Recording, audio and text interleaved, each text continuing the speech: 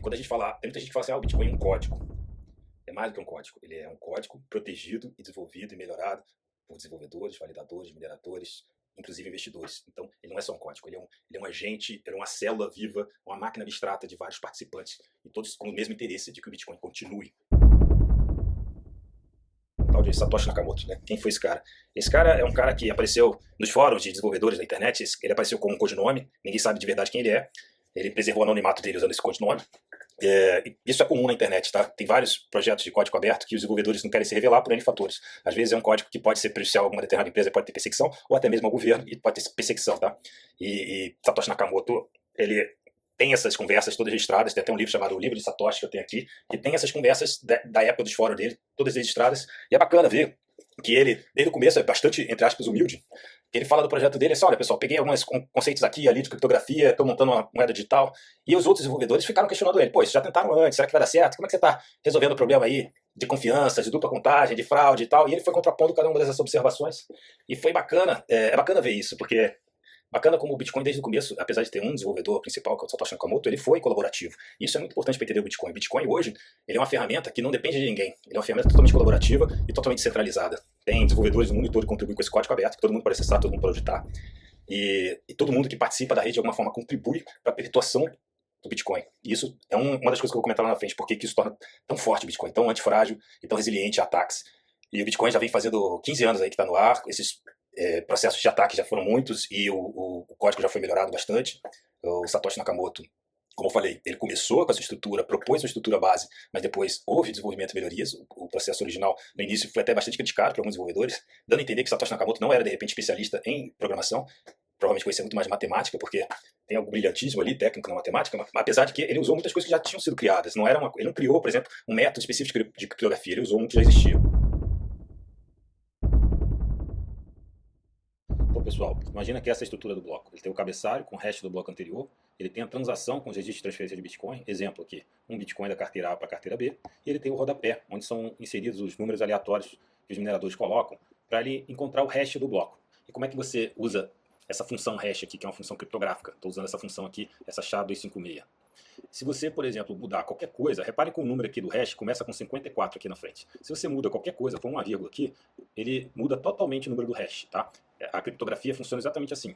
Ela embaralha toda a informação que você está colocando, essa informação que está no bloco, embaralha de uma forma aleatória, sendo impossível você retornar desse número, você encontrar os números de origem.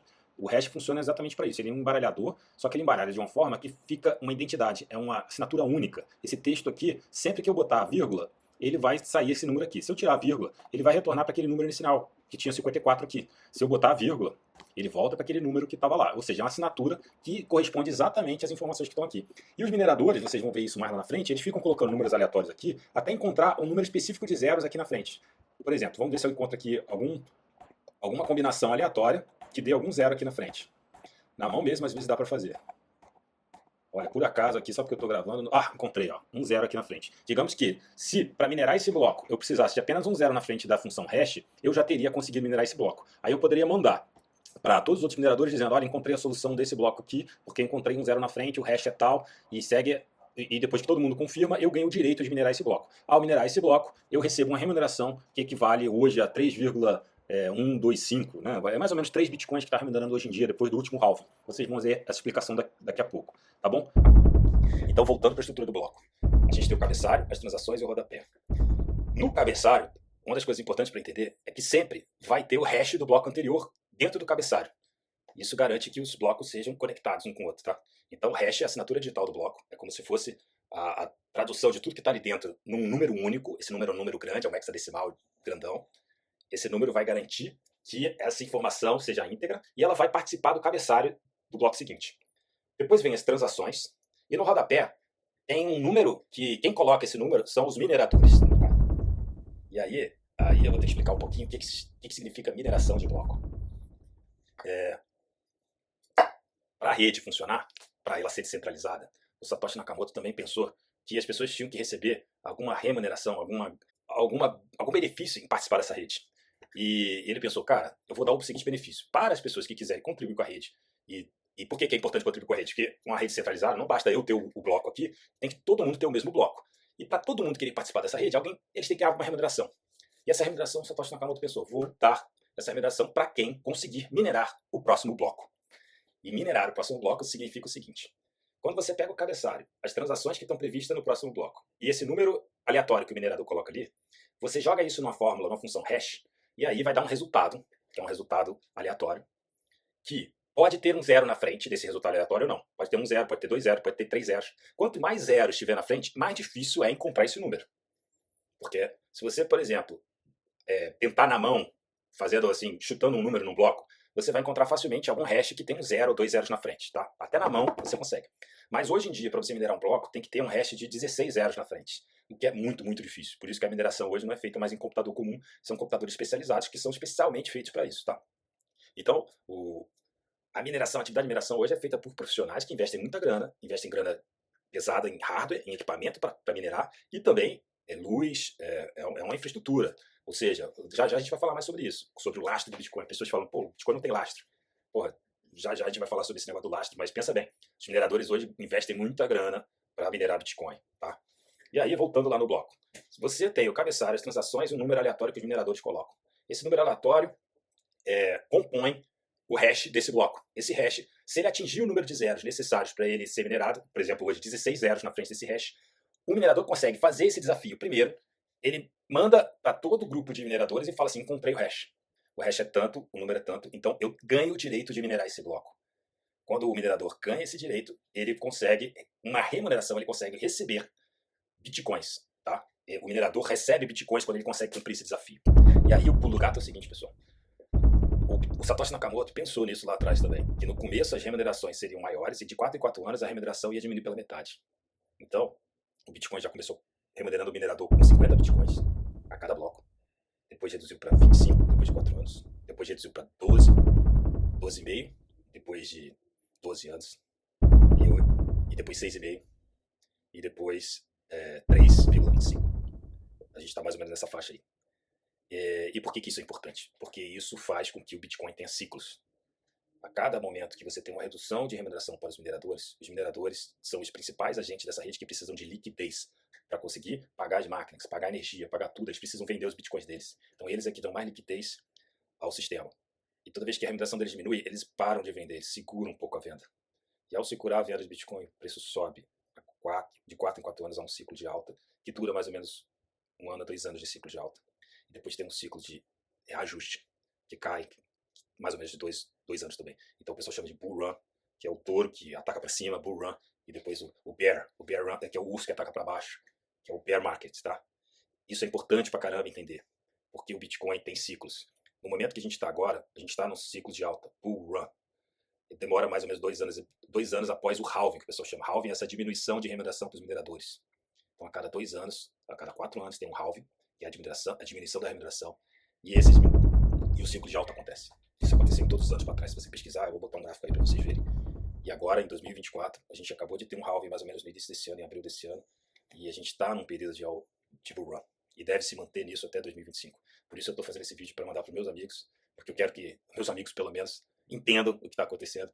Porque eu falo várias vezes, já falei para todos vocês aí que eu estou mandando esse vídeo, eu já falei que Bitcoin é uma revolução. Bitcoin é interessante. Mas às vezes eu não tenho tempo de explicar por quê. Então, essa série de vídeos que eu vou fazer é para tentar fazer com que pelo menos meus amigos entendam e os meus amigos possam participar disso. Você, surfando a boa onda do bull run, eu não recomendo realmente que você fique para sempre no Bitcoin se você tem um objetivo mais de curto prazo. Então, provavelmente em 2025 você deve sair um pouquinho do Bitcoin e voltar depois do bear, tá?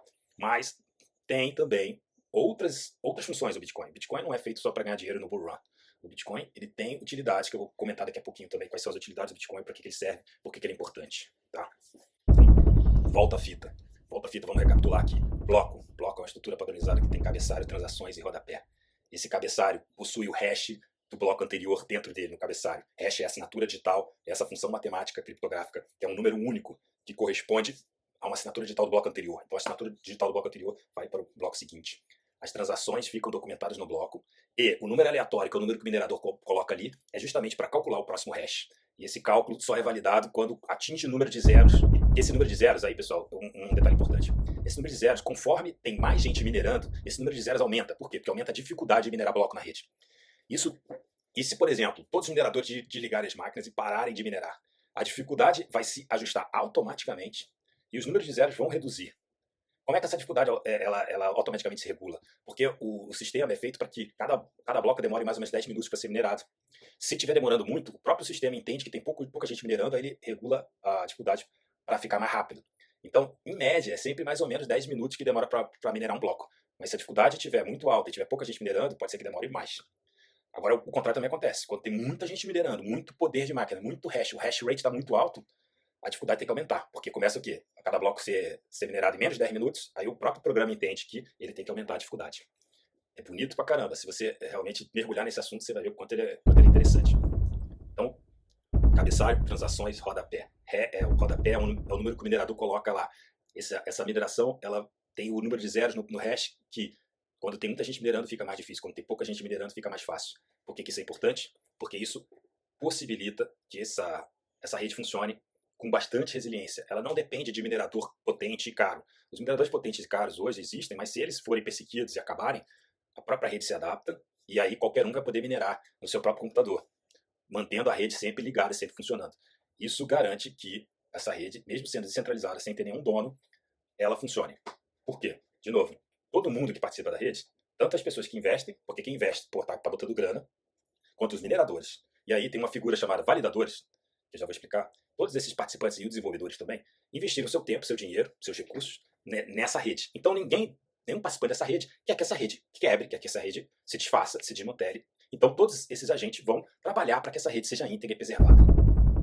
E quando a gente fala, tem muita gente que fala assim, o Bitcoin é um código.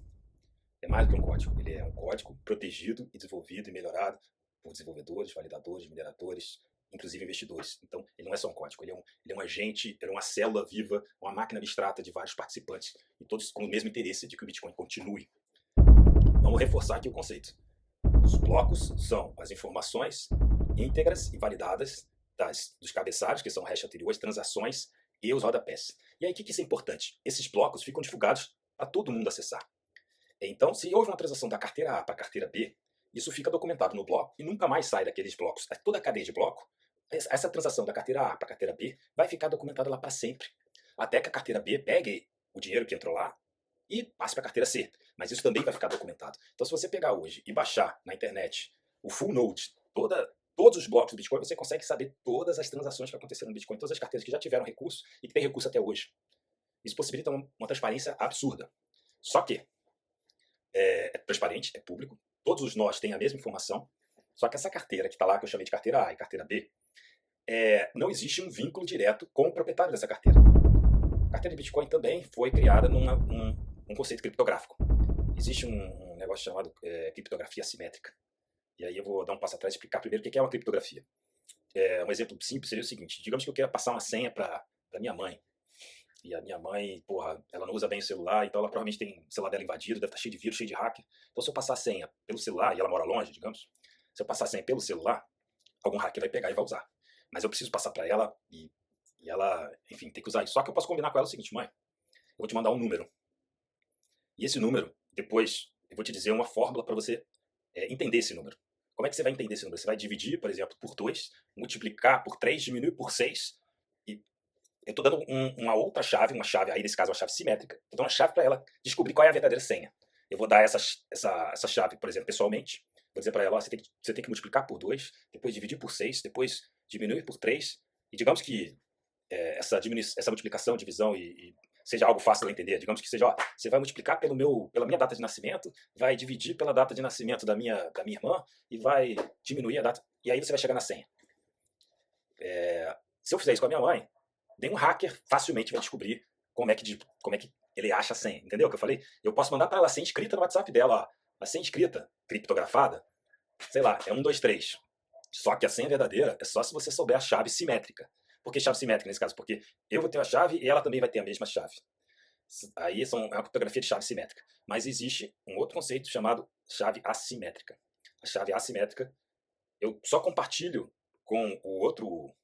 Aí no caso não precisa ser minha mãe, pode ser um agente público, pode ser a blockchain. Eu compartilho na blockchain só minha chave pública, mas a chave privada fica comigo e ela é a única capaz de desbloquear essa chave pública. Mas graças à matemática a gente consegue criar uma chave pública que ninguém consegue descriptografar e chegar na chave privada. É um negócio impossível de fazer. Ou seja, fazer o caminho reverso da pública chegar na privada, você não consegue. Mas da privada você consegue desbloquear a pública. Então, uma carteira de Bitcoin é uma criptografia assimétrica. Você, primeiro, cria uma chave privada através de números aleatórios. A chave privada, na verdade, é um número gigantesco. É um número binário, para ser mais específico. O que são números binários? É números que tem, em vez de ser 1, 2, 3, 4, 5, 6, ele é sempre 0 ou 1.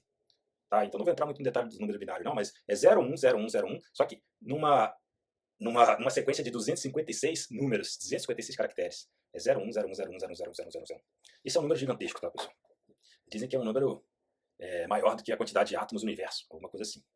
Então, você pega, por exemplo, se você pegar uma moeda e jogar a moeda, toda vez que der cara você marca 1, toda vez que der coroa você marca 0, se você jogar uma moeda 256 vezes, você vai ter um número aleatório de 256 caracteres de 0 a 1. E aí você pega, isso vai ser sua chave privada, tá? No Bitcoin é assim que funciona. Só que, para a gente decorar, para o ser humano conseguir decorar, para o nosso cérebro decorar, existe o que o pessoal chama de conversão em palavras-chave. A gente pega essa chave privada e converte ela em palavras-chave. Isso é uma conversão matemática também, que vai transformar ela em palavras. E aí tem carteiras que transformam em 12 palavras, tem carteiras que transformam em 24 palavras. Com essas 12 palavras, você consegue desbloquear a sua chave pública. Tá? Tudo matemática. Então, recapitulando aqui. Sua chave privada é um número aleatório de 156 caracteres de 0 a 1, que são convertidos depois em palavras privadas, que você deve guardar com você, para sua segurança. A autocustódia do Bitcoin é muito importante. Se você perder essas palavras, ferrou. Não tem quem recupere para você, porque você vai saber, por exemplo, a sua chave pública vai estar divulgada, vai estar na blockchain. Mas você não vai saber a sua chave privada e ninguém vai saber. Ninguém vai ter como saber. Não tem como saber. Aliás, existe uma infinidade aí de Bitcoins perdidos porque o pessoal já perdeu a chave privada. Isso acontece. E vai continuar acontecendo. Isso faz com que o Bitcoin se valorize ainda mais, porque diminui ainda mais a oferta de moedas no mercado. E se continua tendo demanda, o valor continua aumentando. Tá? Então, entenderam o que é uma carteira de Bitcoin? Carteira de Bitcoin é um número, é uma chave pública que está vinculada a uma chave privada. Essa chave pública ela fica na blockchain, fica lá no bloco, fica lá nas transações, todo mundo vê, só que ninguém consegue saber qual é a chave privada. A única pessoa que sabe qual é a chave privada é o dono daquela chave pública. E ele tem que guardar essa chave privada muito bem. E as pessoas guardam as palavras. Aí uma dica para vocês, meus amigos, cuidado na hora de guardar essas palavras, tá? Eu acho que eu vou fazer um vídeo especial só para dicas de como guardar essas palavras. Você pode criar, por exemplo, uma criptografia para você. Cada palavra você transformar em números, você fazer um código para cada letra transformar num número que só você conheça, e aí você guarda números, aí você, sei lá, compartilha com algumas pessoas de confiança, da sua confiança, essa chave privada, para que caso aconteça alguma coisa com você, essas pessoas possam recuperar. Isso é importante também. Ou seja, o Bitcoin aumenta a responsabilidade do indivíduo. A autocustódia é autorresponsabilidade. Só que o Bitcoin, por outro lado, diminui também a força. Você, com força bruta, você não consegue mais tirar o Bitcoin de ninguém. Porque, por mais que, por exemplo, alguém te bote uma arma na cabeça e diga qual é a chave privada, você pode ter várias carteiras. Você pode dizer a chave privada de uma carteira X, mas você pode ter a carteira X, Y, Z. A Y, Z são as carteiras que tem mais dinheiro, a X é que tem menos dinheiro. Aí o cara pergunta, não, mas a da Y e Z, digamos que ele sabe que tem Y e Z. Você vai falar, não, essa chave eu perdi. Ou então, isso não é minha. Essa Y e Z aí foi um dinheiro que eu passei para outra pessoa. Então, a força bruta, a arma na cabeça, ela não é suficiente para você tirar os bitcoins da propriedade de uma pessoa que faz autocustódia de maneira prudente e responsável. Isso é uma das forças muito grandes do Bitcoin. Porque, e aí, vou entrar num mérito aí, que é um mérito político, né? Mas os países autoritários, né, tipo China, Rússia, países em guerra, países como Venezuela, enfim, que tem muita opressão, que muita